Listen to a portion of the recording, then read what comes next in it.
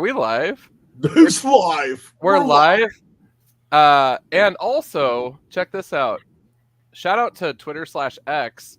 A premium account is required to create live broadcast on their platform. Dude, Elon shut us down, dude. You gotta get that Twitter blue, man. Yeah. Do we want to remove this from the stream? Yes. Oh my gosh. Dude, friggin' straight up Tech Bros have Tech Bros and Elon have gone full mega. You know, and it's just we're living in a whole new world here in 2024, and they're shutting down streaming on Twitter. Now, in full acknowledgement, it's sad that this is such a surprise to me because we haven't streamed in that long. So shame on us, but we're back, baby. We're back. You know, summer finally ended. It's the end of October. You know, so still 80 degrees these couple days, man. God dang, we're still getting good weather. Yeah, I mean, so just blame the weather. But we're back. We're excited to talk about some stuff tonight. But before we do that, I suppose we should probably roll the beautiful intro video. A Comic Book Look, your weekly TV show on comic book culture.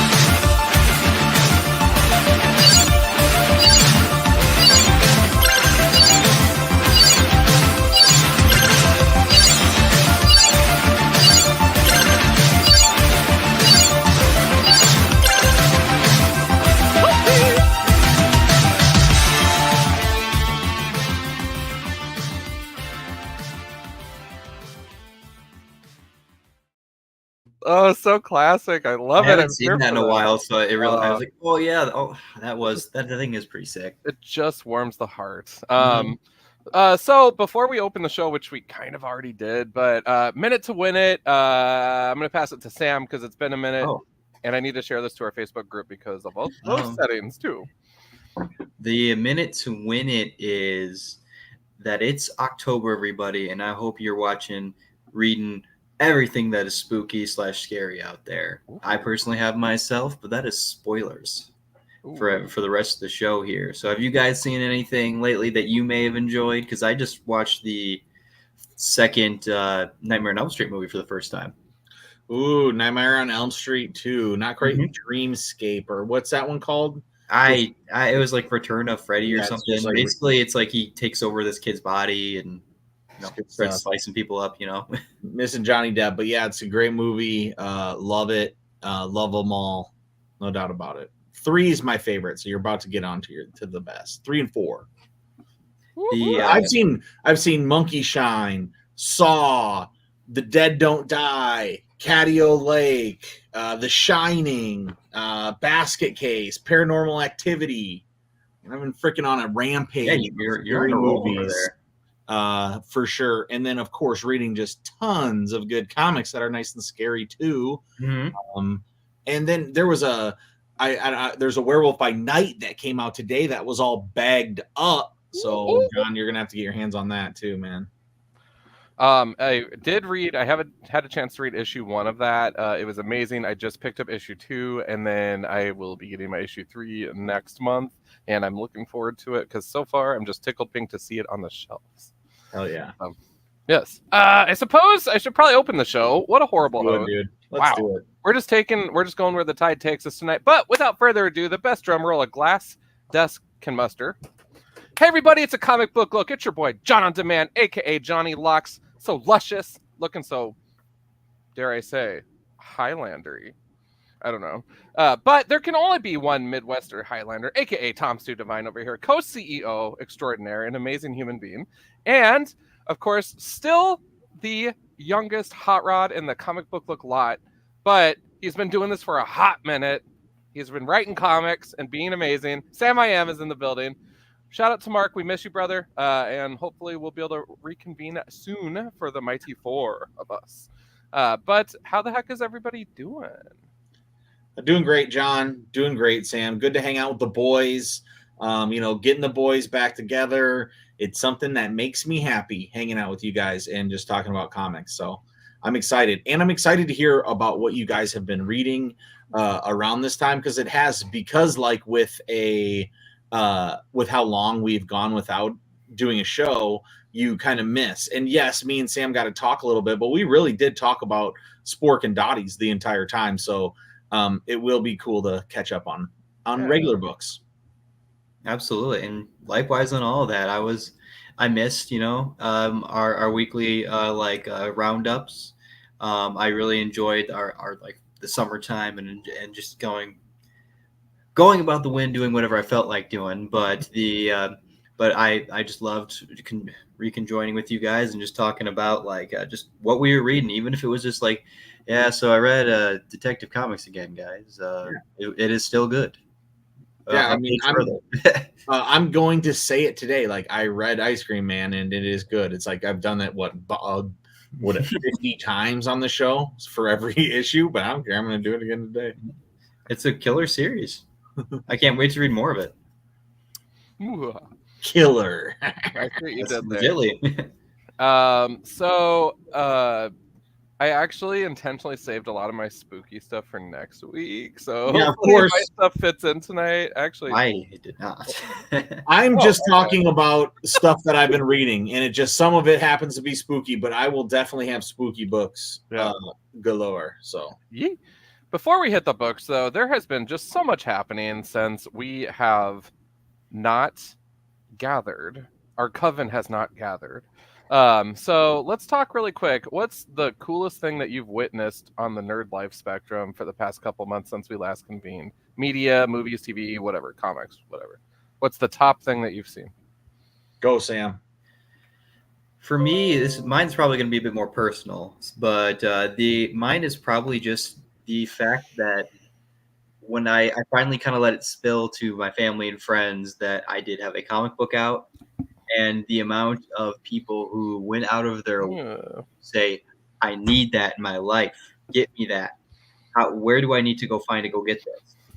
And it just was a lot of wonderful support, and it like people that I don't talk to on a regular basis. And people just go like, I haven't talked to in months. They're like, I'm so happy. I'm so proud of you, man. Like you've talked about this previously, and and you finally did it. It's amazing for you. And I'm like, thanks, guys. It's really nice of you all. And like for a man who can't take compliments, that was like a rush. I loved every bit of it. And that honestly kind of made my year. Honestly, not even just making the book. It was just all of the people willing to chip in and contribute to our independent publishing line we're doing. Heck yeah. So awesome, Sam. I agree. Yep. It's just so cool. I'm not going to follow that, so Tom, you're up next. Yeah, I would say the coolest thing nerd-wise for me was SuperCon, the local comic book convention here in Sioux Falls. Definitely grows further and further away from a comic book convention, but it's a total pop culture convention. Being able to see Chekhov from the original series Star Trek was really, really cool. Seeing all of the comic writers that we do like Elliot Rahal and tons of other people there. Mark Waid was there. I mean, I got a geek out for Mark Waid, and it definitely didn't disappoint. I was like kind of nervous to go up to him, and then on Sunday I was just like, you know what, I'm just gonna go up to him. This is the day. I was like fretting, what should I get signed? I have so many different books, and I didn't want to also be that person because I saw he had like a thing that was like, I'll sign one book, but then it costs after that. And I was like, clearly he doesn't like really want to sign a bunch of books. So I just went there and kind of talked about what his work meant to me and how he's always bucked against the industry and writing these really cool stories and made all of these superheroes his. That was so cool. And then, just being a part of the video game room, seeing all the boys from Wednesday, seeing the guys from Scream from the basement, all that kind of community stuff. I love that. And so, that was probably the coolest thing. And then shout out my boy Trippy Trav got married a couple weeks ago. So that was, super nerdy and awesome as well. And that's my, video game brother. So in the video game room at SuperCon. So congrats to Trav and Liz. Congrats to SuperCon and all the attendees that had made it another successful year. And we hope you can all make it again next year. Yeah, heck yeah. I don't even know how I can follow that. Gosh, you can follow it, John. You always say that, and then yours is always the best. So, I mean, honestly, I was gonna lift up how excited I am about Agatha all along, but now we're getting real with the local stuff here. So, all right, Agatha, you're great, but thank you. You're a silver medalist. SuperCon was cool too. I think that they're, aside from getting to design the convention program, which was insane, and helping with just tabling at Bamboo Panel Studios was crazy, and just kind of seeing everything come together for panels, and I had a friend of mine, Patrick, step up with the scout troop, and that was really cool too, just to watch him kind of take it and own it. And so shout out to Patrick and the troop for helping out there. That was really cool just to see it in action, and he was like, "Don't worry, I got this." Boom.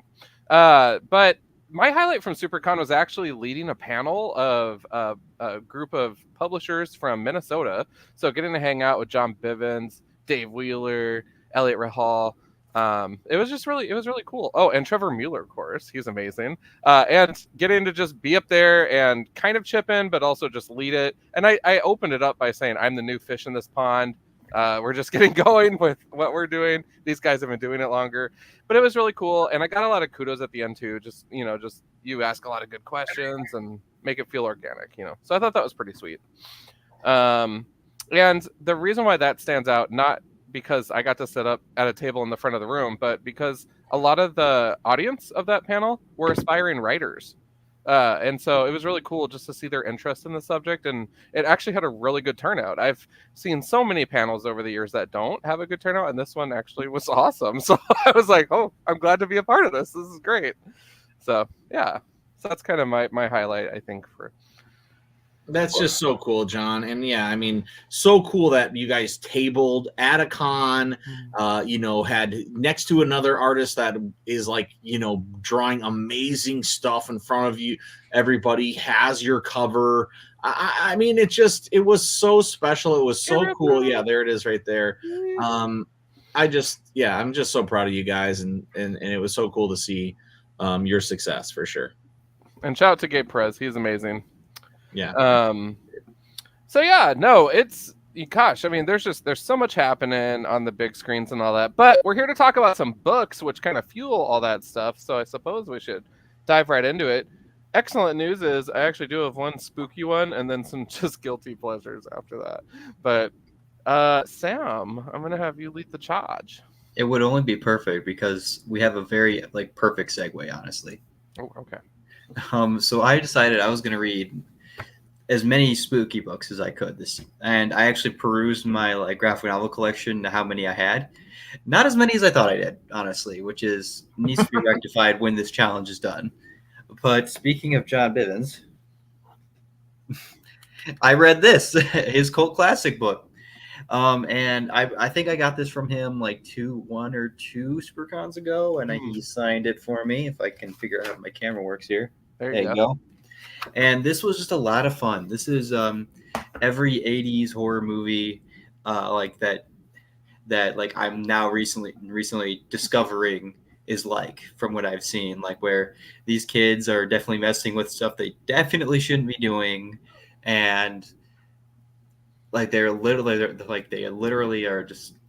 These kids are crazy sometimes. They're practicing witchcraft in there, and they're going hey, come to this sleepover. It's hey, turn the lights off. We're trying to summon ghosts. I'm is this normal sleepover parties? Is this a thing people did? And the story, you can tell the people who made this really loved horror movies from the 50s and onward, because they reference stuff that's more akin to the 50s and the 60s. They talk about radio plays in this.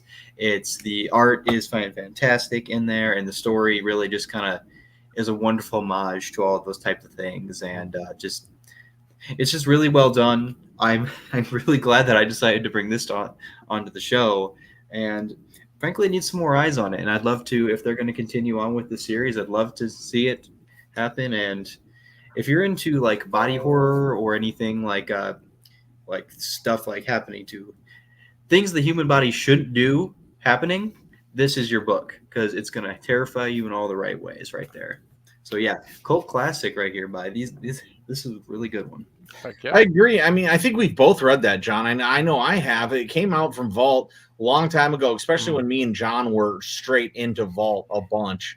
And and still, I mean, I just read. I'll be talking about a Vault book today. So I mean, yeah, I love Vault. So cool that you're pulling that out, Sam. Love it. And I also think is it very funny that when you look through your comics and you're like, yeah, I'm gonna grab all my horror graphic novels, and then you're yeah, maybe I don't have as many. I do that all the time. I tell people all the time, like, I have everything. Like, and they're like, okay, can I read some of this? And I'll be like, I don't have that. That's what I did. But yeah, so that was just very funny and relatable, Sam. Yeah, I only had like 5 total. So I was just like, geez, really? Is this it? Like, and 2 of them were stretching it for sure. But yeah, like the cult classic. How old is this, guys? I didn't know. I don't know, 2017 probably. So Yeah. okay. It probably says right in the beginning. What have you been reading though, John? I want to hear one of yours, man. So, I have a DC book. Any guesses, Sam? Okay. Is it your one spooky book? Yeah. Is it a John Constantine book? No. Is it a Zatanna book? Nope. Is it The House on the Lake? Nope. Is it a Frankenstein book? Ish. Ooh. Is it Frankenstein? Is it the Shade? Like Nope. the whole Shade organization? Okay. Let's go publisher. Let's narrow it down. DC. Is it a Vertigo book? Nope. Okay. Is it who else is in that? Is it a Detective Chimp book? No. That would be sick. I'm showing you a cover. Okay. You guys are kind of glitched out on my screen, so I actually can't see you right now. We're glitching out, man. Sorry, Yeah. Sam. Well, Glitching. I can see you perfectly, man. Hmm. Oh, sorry. Okay. Creature Commandos. Okay. How excited can you not sound about this, Sam? I'm so excited about this. I don't know. I just didn't expect it. I kind of forgot. I was like, Oh, oh, Creature heaven. Commandos is coming out. Yeah. DC Horror presents Creature Commandos issue 1 of 6, a limited run. I am totally in. I'm gonna tell Rainbow Lincoln, you pull those issues for me. I want them all. So I'm really excited about this. This issue was such a trip. Artwork, first of all, and writing were both solid for me. I'm not as familiar with this group. I got some issues from Dr. Christina Blanche when I did like a lot of her online sale shows. She would recommend them for me, so I have them. I haven't read them yet. So this is actually my first dabble into Creature Commandos ever. I actually have a trade as well as some of the older literature that I need to read too. But this first issue was a ton of fun. It just broke down kind of who's who, total Suicide Squad vibe, but with kind of just spooky overtones. I'm here for it. Cover was banging. So I don't know. It was a good time. It's fun for me because I was geeking out on the continuity scale because at one point one of the characters goes, I just hope the Justice League doesn't learn about what we're doing here. And I'm like, oh, relevance. Boom, it connects. It matters. So this is my little dark reign in the DC, and I'm just going to hold on to it for dear life because after this, it's back to Poison Ivy for me, and that's that. So Who is in that team? what? Well, I'm like, there's always blind spots for everybody. So you got Frankenstein, you got a vampire man, a werewolf man. yep. Do they have names? I don't know. Medusa. It is, yeah. So they do have names, but they're all like different. So Medusa goes by Mina, and then we have they all have like backstories and stuff too, which I was not expecting. Vincent Valcro is the vampire, and then the werewolf is kind of an angsty gal. She's pretty cool. Let's see. They always like name drop Wanda. Yeah, Wanda is her first name, and that's all that I know there. It goes by the Creature Unit, is what they're called. And then Frankenstein actually had a really funny name too, because he really rocked the first issue. Lucky. Lucky. All right. Dankenstein going by Lucky. Yeah. So definitely, it's a fun issue though. If you had a chance to check it out, throw your thoughts in the comments. This is the kind of DC I need in my life. We don't have time for Justice League. Thank you. Sorry, Justice League, you're canceled. Yeah, you're canceled, especially for October. Yeah, I've never heard of that team, that book, or anything, John. So what a pleasant surprise. Well, And then just funny to think, like, I was trying to think when Sam was guessing what it could be. And I'm like, And then you showed it. I was like, well, I guess I was okay because I would have not got it. Yeah, I was like, I don't know. That's good. So cool, man. All right, I'm up. what you got? Honestly, Sam was kind of given a lot of hints to the things that I would be showing with all of his guesses. So let's get that right out of the way with the new Zatanna. And I guess it's a spooky book, but it's just also Zatanna. It's been coming out for a little while. What makes this cool is, of course, she's one of my favorite characters. If you've been following the show for a long time, you may have known that. If not, one of my favorite characters, possibly my favorite character in DC.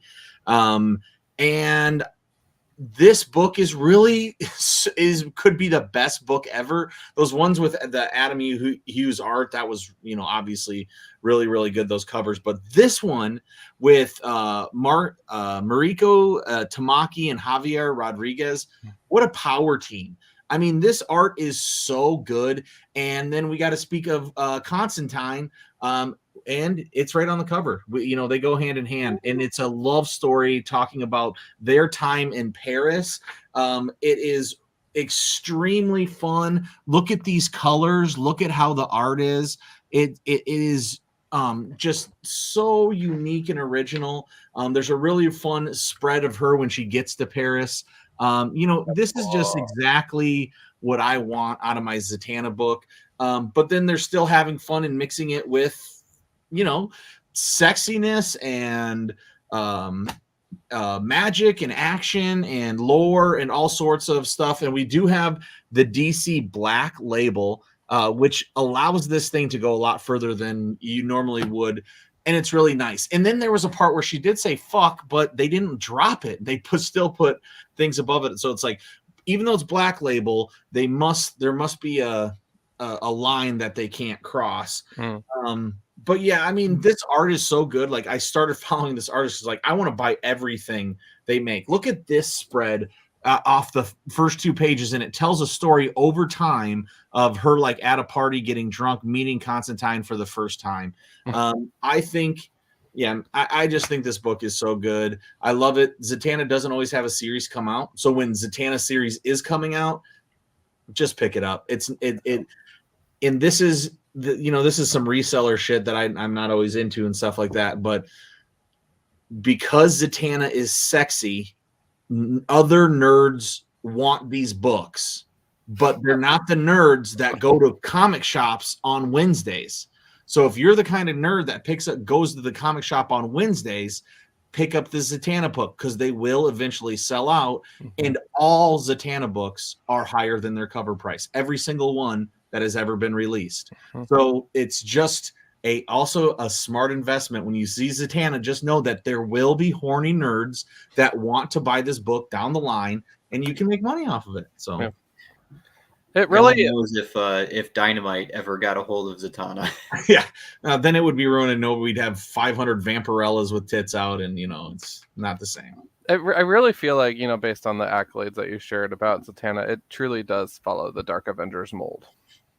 It does. Her dad is turned dark. The whole story is about how Zatara stole her powers when she was young, used it to become powerful. He became a demon. Now they have to work together to stop him. I mean, it's a very cool story. It is about, it's gone evil, except it's the Dark Avengers are Zatara, and Zatanna is still the regular Avengers. Gotcha. Yeah, she really her character really lends well to having more like a untraditional art style that showcases the color off more, and it can experiment more with stuff, because she is the whole thing with magic, and magic kind of can be whatever they want it to be at any time. And with her character, I think if you pair it with some really good art, you can get a really fantastic book out of it.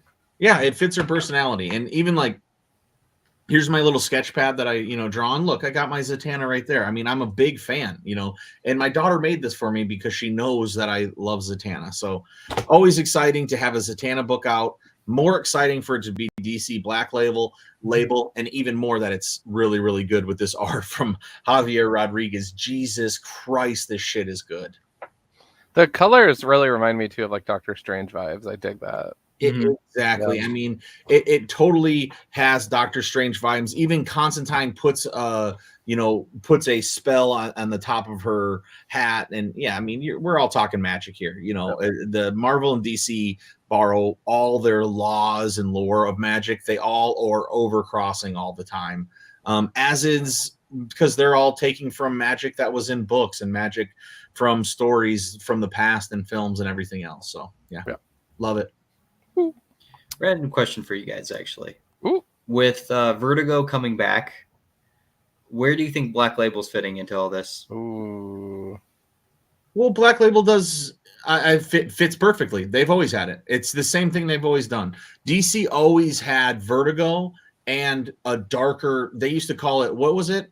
That wasn't Max was Marvel, but they called it DC Knights, maybe something like that. And it was where they take their IPs, so it's where they can use Batman and Superman and Wonder Woman and then go darker. Vertigo is original stories without using IP. No, okay. So that's how you differentiate Vertigo, Black Label and Vertigo. You could never have a Zatanna book under Vertigo. You could have a magician woman, but it would be a whole new story with a whole new character and all of that. Because I thought they kind of bled into each other a little bit because like John Constantine was a Vertigo character, right? Of course. And then he just kind of went right into regular DC books after that. Yeah, after they closed Vertigo. Mm-hmm. And that this all comes because, it all stems from, Alan Moore making Swamp Thing be way too dark, them not knowing where to place it, then them putting this world of Dream, Sandman, Swamp Thing into Vertigo, having an audience for a darker, more intellectual story, and then spinning off all of the great series that we know from Vertigo. Okay, I was just kind of curious to see what you guys thought about that, because I was like, what is Black Label now that Vertigo is back and Elseworlds? Yeah.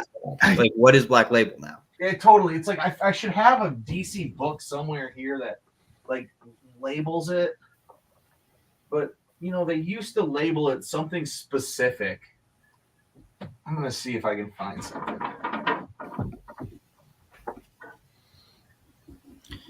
But anyway, continue on. What else are we reading next, Sam?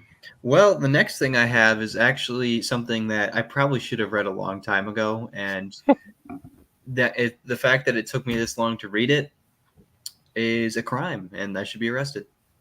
Yeah, I'll call the police right now on you.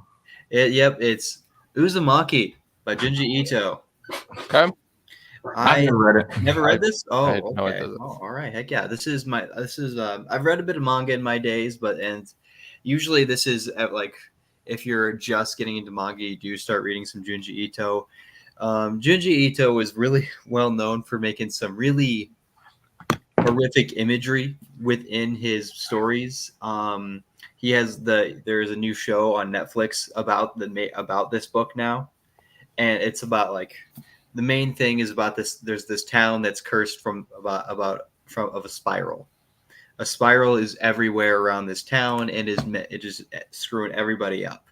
A little girl named Kiri, who has the iron will of gods, apparently, because literally every chapter is just another horrific thing that happens to her. She almost dies in every story, and she's like, "Oh well, I guess just another day for me." It's like, leave the town.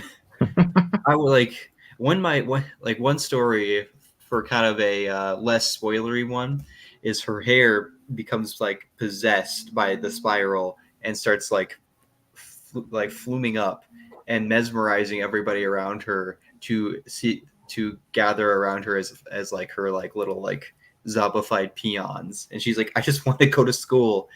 And anytime she wants to cut her hair, it will attack her or the people doing anything. And I think if that were to happen to me, and multiple things happen before that, even I'm gone. I'm sorry, Sioux Falls. I love you, but I'm gone if that's happening to me. And Can she tell that it's from the city? yeah, well, it's like her boyfriend, who is like the first like one of the first victims of it, because both his parents went crazy from the spiral itself. It says, "Hey, we should just leave, please." And she's like, "I don't know. I just don't know about this." And I'm with you, Sam. I will show one panel. This is cool because I've definitely seen the thing on Netflix, and I've wanted to watch this. I started watching it, my kids were too afraid, so we had to turn it off. Yeah. This is pretty this is pretty tame for most stuff here, but this is two people just entwining like how snakes do when they copulate. Cool. Because that whole story is another thing, but like it gets really twisted, it gets really dark. It's all about like every little idea you could have with like how could you make the idea of a spiral horrifying works, and it like they do it very well. Some are a little sillier than others, but that's just horror for you. Mm-hmm.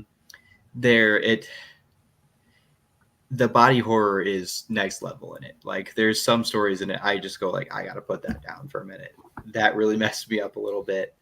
And it's one that like I actually got a little bit like, I can't read this tonight, gotta finish this later. And it's little vignette stories that fully come together in the end, and that's like one of my favorite type of storytelling. That's one shots that turn into one big story. It's very well done. If you guys have not read this yet, do yourself a favor. This is a fantastic book. And then after that, you can watch the show. Nice. Yeah, thanks. I will definitely check it out. And I feel like I've seen it over the years, but I didn't know it was this cool psychological horror thing. That sounds awesome. Yeah, and there's multiple stuff that he's done, Junji Ito, but this is probably his most well-known one. Sure. And like you might have even seen the art without even realizing it was his stuff. Sure. Dope. All right, John, what do you got next? Definitely not in those veins whatsoever. So again, we're getting into some of the guilty pleasures now, but let's lighten the mood up. Oh, Marvel. Krakoa has fallen, and what do our X-Men do? They get solo books. Dazzler #1. Yes. Dazzler. Alison Blair. Shout out to Alison Blair. Seriously, what a fun cover. What a fun issue. Not only is she back on stage singing, but we're giving new life to characters such as Multiple Man and Strong Guy and Domino, who are they are Alison Blair's like security and troop that helps out with the show. It is the funniest thing ever. Dazzler is training with Domino. She's learning how to fight. They want her to be safe when she's on stage, but her PR person is like, dude, you cannot use your powers. We can't make mutants look bad in any bad light. So let your security detail deal with whoever. And so it's this whole thing of like, essentially if Taylor Swift was a mutant and couldn't use her power, it's kind of the vibe that this book gives, and it's wonderful. I mean, I was surprised by how much I enjoyed this. She has a single out called Out and Proud. The writer went as far as to post the lyrics in the comic, which is pretty cool. So I support that. It is written by the writer and Alison Blair, so kudos to him for sitting down with her and collecting those lyrics. So cool. But artwork was pretty solid. It's fun. It's exactly. Oh, that's a cool page. Very cool. It's what you would expect from a Dazzler book. I mean, it was everything I didn't know I needed. So I'm glad I checked it out. I also got the foil variant because why not? And looking forward to issue 2. So, admittedly, all these X-Men books that are coming out, I actually fell off of the main X-Men book that premiered, where it has like that 2-year-old looking Cyclops and then Juggernaut with the X on his helmet. It was just such a hodgepodge team, and that issue 1 was just so rough that I just said, screw it, I'm done. So I'm actually not getting the rest of that run. I'm not interested in it, but I did pick up some other X titles too. So are you reading NYX? That one I did pick up the first issue, and I'm just not. That's Casey's avenue, not mine. Like I just X-23 stuff. I just like I don't know. She's that's my favorite character, so that's like, yep, I'm reading it. That's the only X-Men book I'm reading currently. Sure. The But yeah, I didn't hate it. I just didn't pick any up this time. Sweet. Yeah. Well, what about you, Tom? I next up for me is Skin Police #1. This was really fun. This is from, I think, Oni. Yeah, from Oni. So it's from Jordan Thomas, the guy who did Weird Work. I actually had him confused when I was buying this with Justin Jordan, who did like Luther Strode. And I saw like the bloody cover. I was like, oh yeah, it's gonna be like a cool Luther Strode thing. And then when I got home, I was like, oh, this is Jordan Thomas. This is the guy who did Weird Work with Shaky Kane, which was also a cool book. But so I was still on board. Then I read the first couple pages. I'm like, oh, it's Blade Runner. I mean, they are doing Blade Runner very specifically. We have replicants called something different. We have a police force finding replicants, destroying them. The difference is these replicants, instead of like going crazy, which they can do, they can explode and kill everything around them. So I love Blade Runner. So when I'm a couple pages in, I'm going, well, fuck this. I already have Blade Runner, and I love Blade Runner, and I don't need somebody else to tell me Blade Runner again. I keep powering through. I'm halfway through. I'm like, actually, this is really, really fucking good, and I love it. And I'm so happy that I bought it. And I'm like, you know what? I'm dumb for ever thinking that I didn't need Blade Runner. And then, by the time I get to the end, I'm just pissed because I need the next book, and I need it like now because it was so fun and put it all the way through. And then it does this Oni thing that Oni always does. I don't know if their books are a little more expensive. Are they? Oh, it's only $4.99. It's the same as Marvel, but they put, it's like, it has this kind of entire design package where it's doing this this yellow and black design, like here, warning, the Skin Police. Then when I open it up, it does a huge thing that's all this yellow and black, kind of gives you the rundown. Then it goes into a regular comic, of course, but you still get this kind of page right here that keeps you going into this branding. And then at the end, we go through with different design, all laid out on this kind of yellow and black. These kind of things to me add to the world building so much. And I feel like it makes it so cool. It just makes it like a cool book to have, where when you get those graphic novels, like, the story is going to burn. You're going to be able to burn through it so fast and so great. I'm sure it's going to be awesome, but you don't get this kind of, these extra things that you see by getting the floppies. And the way it ended, perfect, comic book ending, wanting me to know more, showing me the cover for the next issue. Cannot wait for Skin Police #2. Boom. That looks actually kind of interesting. I was gonna say the wheels are turning down there. Yeah, I was like, oh, that sounds kind of fun. Because I love Blade Runner, so I was just like, wait, Blade Runner, huh? Yeah, and I would say it's like Blade Runner, except he has the emotion of like maybe Dredd, the guy who you were following. Like, he does not give a fuck about who he's gonna kill. It's just, we're following the rules. This is what I was told to do. Stop trying to question things. But yeah, awesome. You guys have to check it out for sure. All right, who's up next? Before we jump on the next round here with Sam, Tom, there's just something that's just eye-catching in the background. I don't know. Came out recently. Somebody on the show made it. Oh yeah, look at that. Yeah, fancy that. Me and Sam did a whole show about it, guys. Go check that out. But lift it up again, dude. This is such an accomplishment. I have not gotten to rave about this yet. So, that's true, John. You were Spork is Tom's publication, and Tom is just crushing it. Tom got so locally involved that he even made it on the news, lifting up his process of making Spork and just art in general. It was a really cool piece to watch. If you guys haven't seen that yet, go to our group on Facebook, A Comic Book Look, check it out. Tom, you did a really good job with that interview, first of all. But I just have to say again, my kudos to you. The best of Sioux Falls, it was wonderful. It was how you set the stage and everything. I was like, yes. Oh my gosh. So I wasn't on the show with Sam, so I just wanted to lift it up. Thank you very much, John. And it was very fun to do, no doubt about it. Love highlighting things that I like. and so it was easy for me to make a kind of a best of for the stuff that, you know, these are all things that I've talked about on the show, probably each one of those things almost. So yeah, really fun. Thanks for highlighting that, Johnny boy. Appreciate it, brother. Yeah, this title really says it all. Like, if you really need to, like, if someone was like, hey, I just moved to Sioux Falls, or maybe I'm just here, maybe I'm touring for some reason, you go like, I would literally just hand them this and go like, here, you just take this and go to all these places. And you know what? They'd have a way better time than just like if they were to like Google search a bunch of stuff on their phone. Mhm. And like it would be a lot more immersive for them. They could like look at the awesome art while they go like, oh, maybe I will go to the State Theater. Maybe I will go to. Let me find the next page. Maybe I will go to the best ice cream shop in town. Maybe I will go to the local comic shop. All these, it's really cool. Like I have the little collection over here. I wake up and see it every day, actually, believe it or not. So yeah, this was really killer. Thanks, really cool to unveil it with you, honestly, too. Oh yeah, for sure, man. Woo. All right, well, what comics are we talking about now, boys? I have a far less twisted one now for everyone. Good, thank you, Sam. Me and John were getting so scared. I know, right?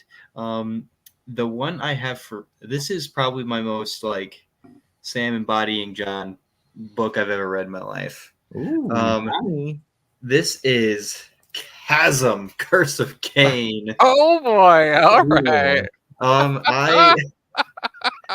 I'm still debating on if I like Chasm as a thing, really, but I love Cain Parker. He is my favorite Spider character, and he gets like walked on every chance they get a chance to. They will walk on Cain and forget that he exists.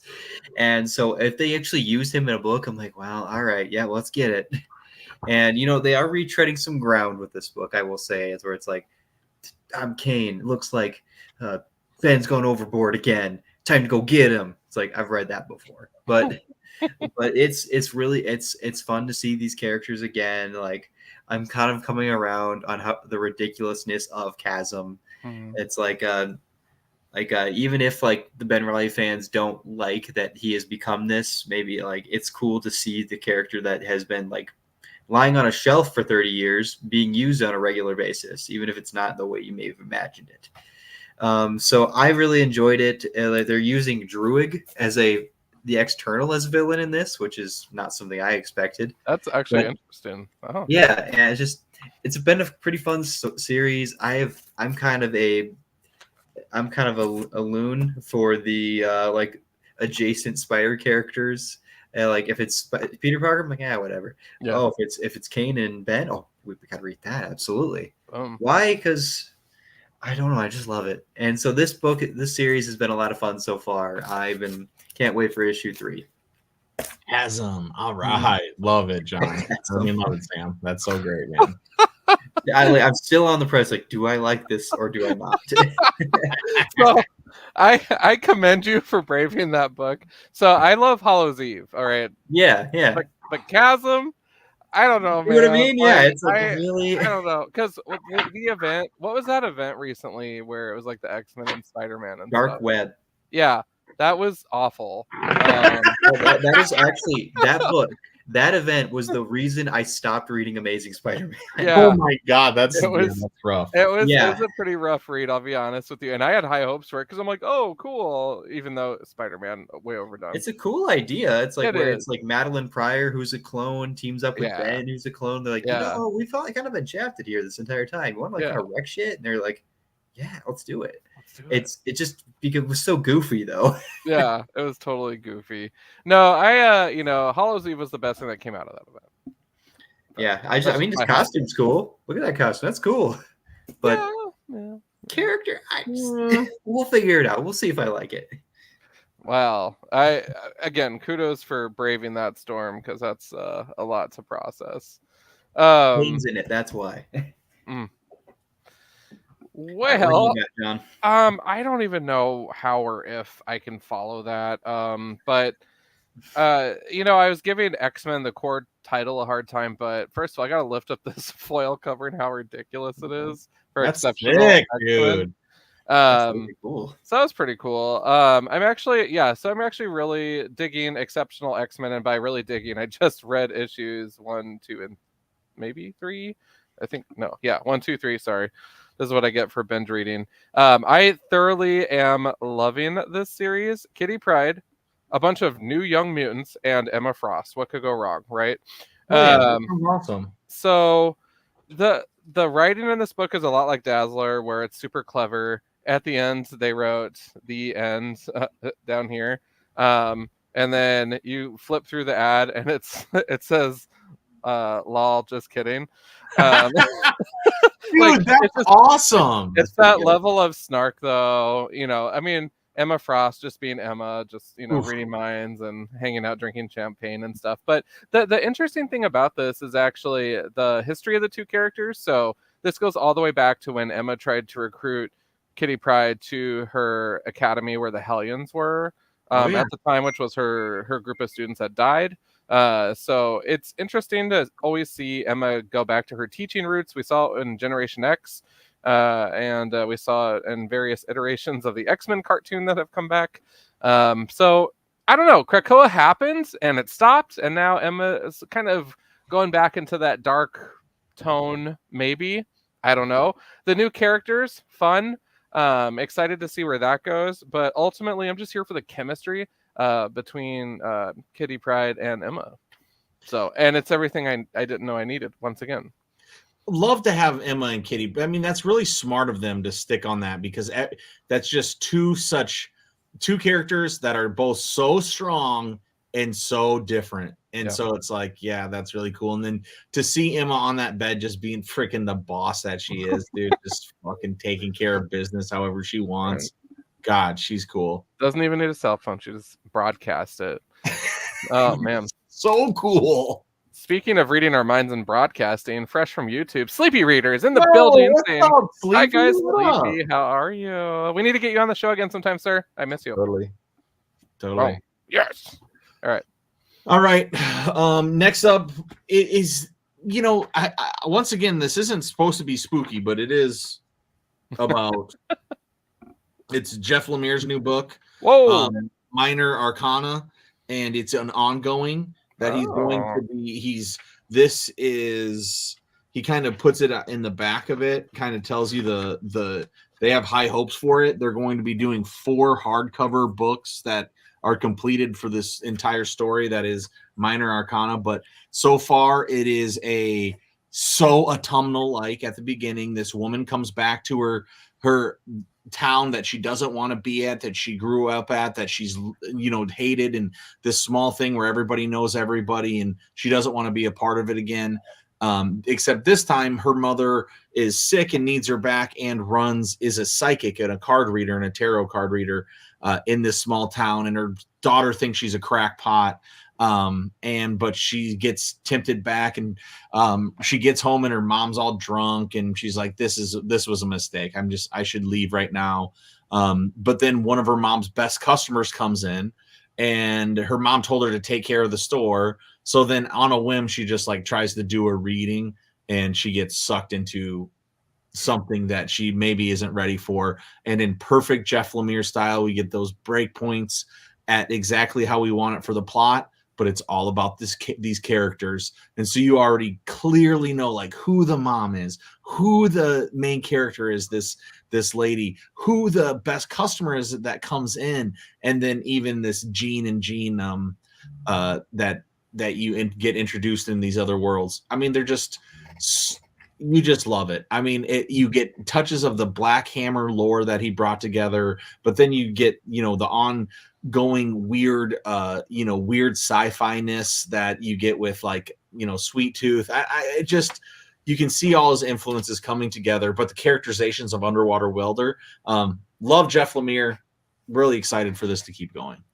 So yeah. I'm gonna have to add that to my pull list though, because that's my writer.com, my write or die. Exactly, and it's only 2 issues out, so you can easily get those picked up. Heck yeah!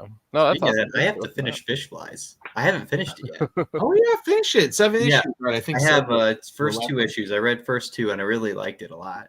Boom. Very smooth read too. I was just like, Come over to my house. You can just borrow them. Boom. bet. All right, let's go. Sleepy's jumping in here saying, lost track of you guys. Hope all is going well. Sleepy, you did not lose anything. We actually have been on a little vacay for what, the past? When did we film 6 last? months. 6 months or something. Oh, like 2.5 Also, months. Sleepy, if you're tuned into us at all on X or Twitter or whatever it is, we just learned that we can't actually do live streams to that platform anymore because we need a premium account. So that's how long it's been. So X gonna give it to you, except for our show. X is not going to give it X to is me. not take gonna it give from to you. So you have not missed anything. We're just circling wagons tonight and getting ready for a little Halloween next week. So yes. Love it. Yeah, good to hear from Sleepy though. It's always Heck yeah. fun to We see. need to, Sleepy, our we need to get you community. on again though. Yeah. Yep. As did everybody. Right Probably for there the best. with you. Probably Yeah. the best. Yeah, I'm probably going to be shortly because I don't use it at all. Sam, you got more books to talk about, or are you I done? mean, yeah, I could pull one out really fast for you. Give me 1 second. Yeah. I have one more in the chamber here. Perfect. Well, I'll do one more. That's perfect. You know what? I'll do this one. Ooh. Yeah, he's I gonna bought pick a this good one. one, guys. On a pure whim. This is Whim City here. Win everybody. City. Whim Oh, City. Whim City. For a series, I have only half watched the first movie. Terminator. Okay. I was like, you know what? I've never really thought much about Terminator. You know what? We're gonna give it a shot. We're gonna try the first issue. We're gonna see what it's like. It was all right. Maybe I just need to rewatch the movies to really kind of grasp what's happening here. But Sam. yeah, You've seen half of the first one. Is that what you said? basically, I was working and it was on, so I was kind of like, my God. So you've never seen T2? no. Arguably the greatest movie of all time. I'm Sam, discovering we a lot of gotta- movies. Okay, first of all, we need to have a hangout sesh where we, All right. in my Let's go. home theater, watch it so we can get the rumblings of the subwoofer and Okay. you can really feel how awesome James Cameron's really putting everything into this sucker.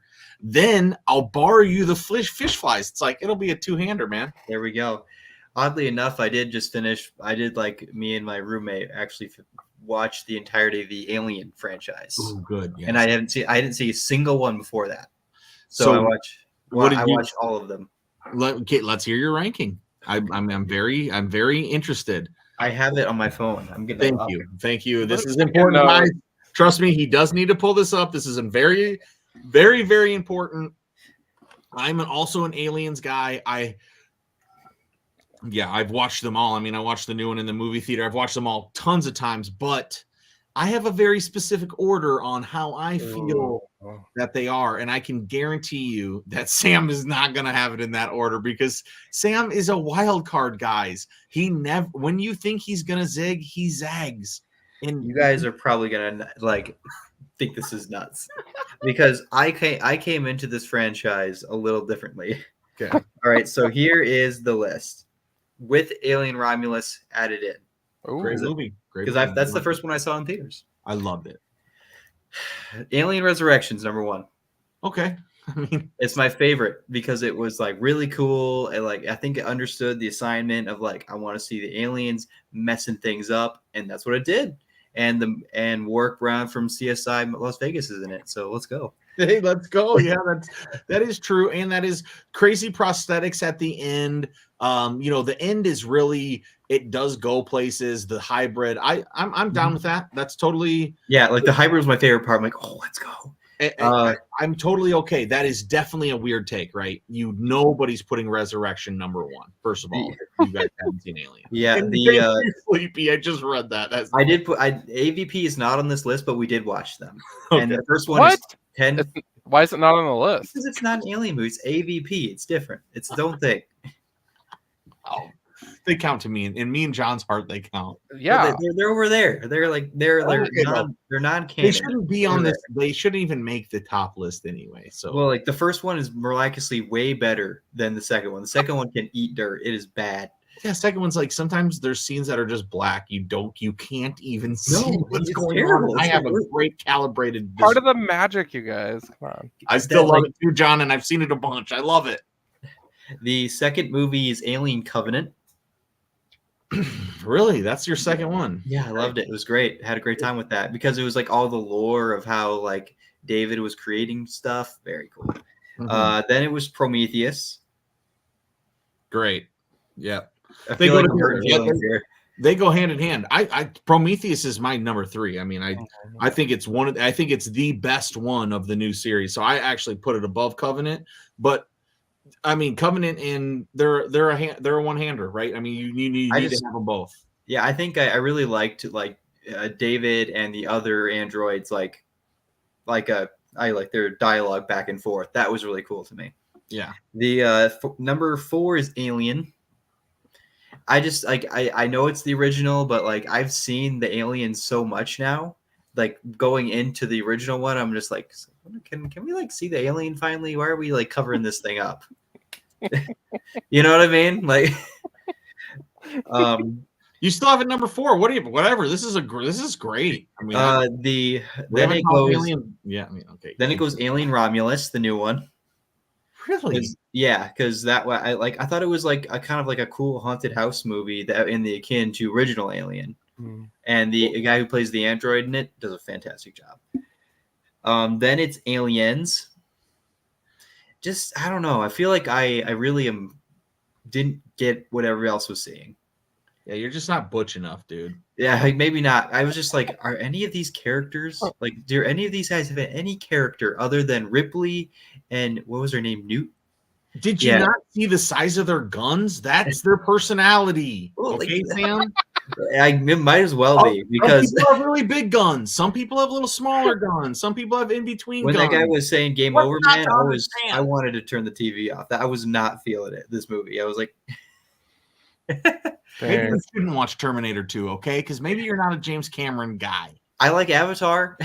Yeah, Avatar sucks. Wow. All right. And then lastly, it's Alien 3 because that movie was boring as balls. Yeah, exactly, man. Definitely. That movie was boring as balls. And you can basically just add the AVPs afterwards because Yeah, they're not as good as these ones. I'll give AVP 1 ahead of Alien 3, but the AVP 2 can go get tossed. Yeah. Just throw it away. Doesn't need big. I love all the Aliens. Even the worst one is so good. I just love it. And so, I mean, you're crazy for putting Aliens that far down, but I get it. Resurrection's a wild call, but if you're a younger person and you go into Prometheus and Covenant and Romulus, I mean, those are like really well-made, great movies that were all taking what was inspired by, Ridley and Cameron in those first two. So I think I was really awesome to hear that list, Sam. Thank you. Yeah, like I think Patrick, our mutual friend, was like when I sent him the list because he was the one who also see Aliens. He texted me, goes, trying not to judge. And I'm just like, dang. But yeah, I've been known for having like very odd takes with these movies. Like I think I like the second Nightmare on Elm Street more than the first one. Oh, yeah, I do too. So all right, that's not too weird. Okay, I like that. But yeah, that's the list, everybody. That's Woo! because of I've only seen parts of the first Terminator, so I read this and it just was like, Terminator's coming after these people. So I don't know if I'll continue with it, but I did read it. It was out of my normal zone. love it.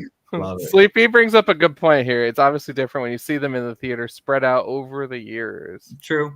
Very true. We got a big TV here, but it was like through a course of like a week and a half, we just watched them and in a theatrical order.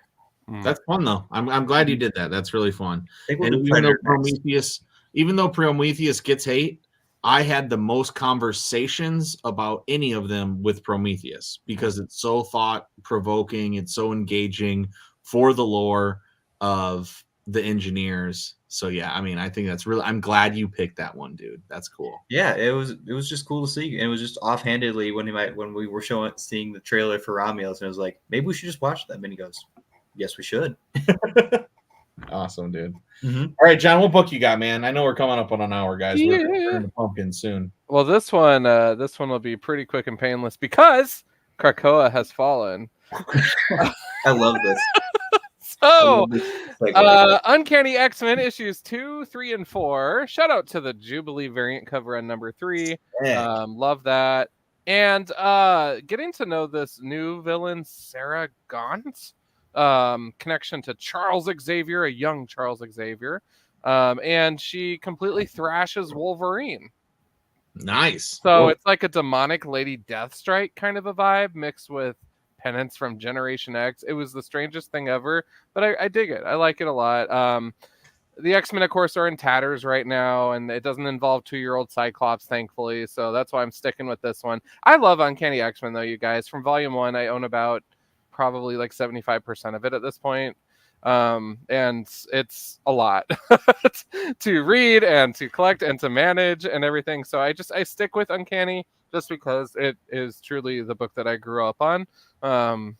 But if it starts getting dicey again, I'll probably not stick with it. We'll see. Yeah. Yeah. What do you mean by 2-year-old Cyclops? So when they announced the new X-Men books, X-Men cover for number 1 had Cyclops on it, except he looked super young. And everyone was like, why is it like a childlike Cyclops? Is it like young Cyclops from the past again? It's not supposed to be. That's a problem. Oh, okay. So it just kind of caught everybody off guard, and it just didn't. Maybe it's just the art style. Received very well. Yeah, it was unfortunate, truly. I don't know how else to. I always feel like that, X-Men, yes, there have been times when multiple X-Men books are really, really good at the same time. Yeah. But, it is kind of like when they do these restarts, you don't always know if you're always going to get. And if you have a book that's ran with Kitty Pryde in Emma and in New Mutants and it's going well, then it's kind of like, which one are you going to pay attention more to? That might not be Uncanny, might be the new one. Yeah, he looks like he's like 20 years old. I'll give you that. Yeah, exactly. And this is supposed to be like, the older one, and everyone's like, no, it is. And we're like, no, it really looks like the Cyclops from the X-Men team that got, brought in from the past by Beast or whatever. Totally, he does. He even has the hair. He kind of looks more stout. Yeah, you're right, man. I mean, whoever did that covers, if that was Ryan Stegman knows how to draw too. So maybe they told him to maybe they said hey, maybe make him a little younger. Maybe like feel a little younger. Maybe and that is the comic book way. You have to continuously keep these characters the same age. Yeah. So sometimes you have to go back and you have to youngify them because if nobody read Krakoa and somebody came into the shop today and said, "Hey, I'm going to go jump on X-Men," they don't know any of that shit, and that's the Cyclops they want. Yeah. Popping drops here. Do you see that? What up? Hello to you too, sir. Thank you so much for swinging by. And it's been a minute, but we're rounding up. We're talking books. It's good to see you. Good to see the folks. All right, the last one I'll talk about will be really quick, and it's just Ice Cream Man. I'm a big fan. This is a special Ice Cream Man, though. Look at this. We have a binding. Ooh. This is a binding on the back. We have this like a wraparound cover that connects. It's an accident happening, and so this is the last 2 issues combined into a collector's series that's one, because Ice Cream Man is a anthology that is they're all one shots. So this is kind of like the first time that we have 2 stories that tell the same side or a different side of the same coin when it comes to a head-on collision and whose fault it was and how devastating it was. And it at the same time super intelligently talks about decompression in storytelling as they are able to have this car accident that happens in a split second is this entire book. So that split second gets decompressed into this 2 pages of comics. So it's really cool to have this prestige format. I'm not going to read this one. I've already read them. So I literally just did the thing that I constantly give John crap for just buying additional covers of the books I already have. So I can definitely eat my words, John. And I'm sorry that I given you so much guff over the years, because I truly was super excited to get this.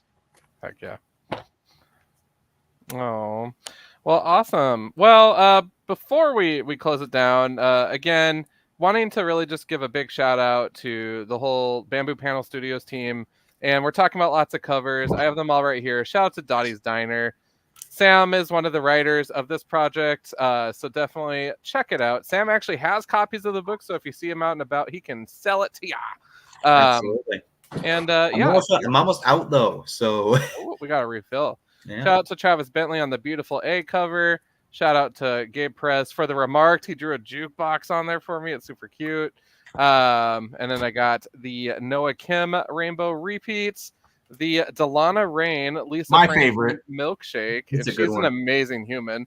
Noah Kim, the white clean version, and a virgin cover with a milkshake on it from Gabe Perez as well. So definitely did just a fun variety of covers on this book. It was a lot of fun to put together.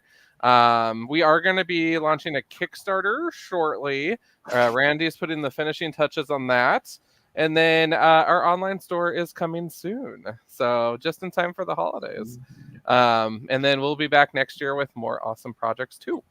Also, if you guys are in South Dakota area and you want to come up to Brookings the Saturday right after Thanksgiving, it sounds like we'll be tabling up there at Brookings Book and Company, lifting up our books, and then we'll be hanging out with a bunch of local authors, which is cool. So Cool, John. That's awesome.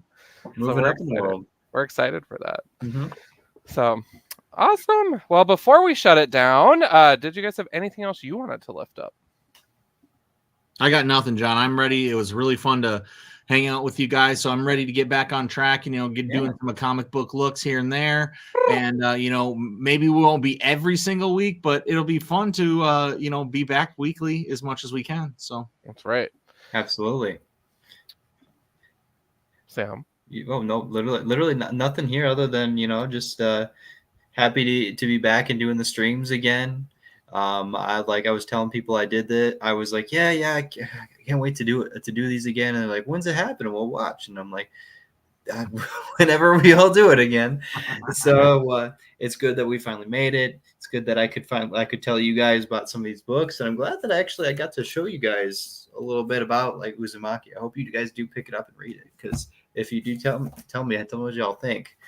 But yeah, all good here on my end. Awesome. Chop and Drop, just wanted to say thank you for the compliment. South Dakota talent making waves. Honestly, South Dakota has a lot going on, and we just love lifting up awesome people and celebrating our community. And we're looking forward to seeing what the rest of this year holds, and then jumping headfirst into 2025 and seeing what we can accomplish. So. Mm-hmm. All right. Well, without further ado, I suppose we should probably wrap up the show. We have an amazing video to roll, but before we do that, I'm going to hit you with the best. Keep it comics for sure. And then, Sam, do your best mark. Okay. Was nothing more about begging and boarding. begging and boarding is never boring. Oh, okay. It's been too long. And then an old one from Sarge. Boom. Boom. There we are. All right. Well, I'm just going to roll the video on that note. All right. See ya. A Comic Book Look, your weekly TV show on comic book culture.